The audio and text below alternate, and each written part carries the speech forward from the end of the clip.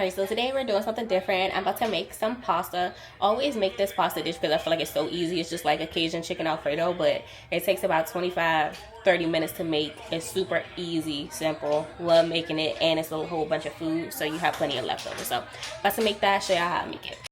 So you start by cutting up some peppers. I use green peppers, red peppers, and orange peppers.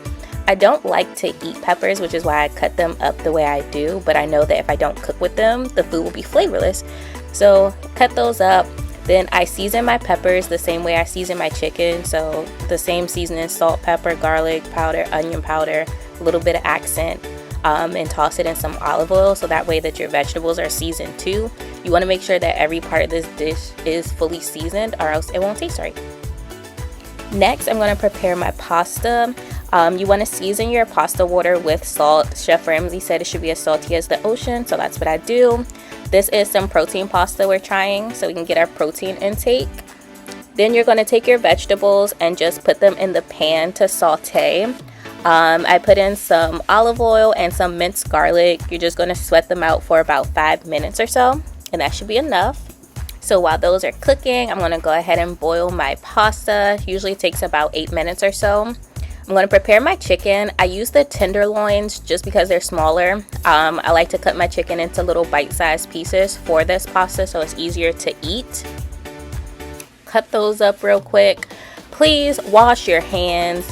Now I'm just seasoning my chicken. I coat it in olive oil, then same thing: salt, pepper, garlic powder, onion powder, accent just a little bit or else it'll give you a headache, and then also some Italian seasoning since it is a pasta dish.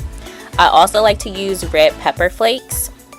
Kind of brings out the dish a little bit more. For this dish, you can use whatever seasonings you feel comfortable with. Sometimes I add different proteins to this pasta, so if I'm adding seafood, I make sure I add some lemon zest, some lemon juice, and then also some sherry wine, just because it brings out the flavors. This is me realizing that I'm out of Cajun seasoning for my Cajun pasta. So I just say, F it, I'm going to use some Old Bay, just a little bit because it's chicken, it's not seafood, so I don't want it to overpower the dish. I'm checking on my veggies, they look pretty softened. Then I'm going to get ready to put my chicken in the same pan as the vegetables because I want the flavors from the peppers to seep into the chicken. Just give that a quick little stir. Make sure that it's being cooked evenly. Pasta's looking good, getting that all together. Chicken is almost done. Y'all, look at this piece right here. Yeah, cooked perfectly. The seasoning, yeah, 10 out of 10.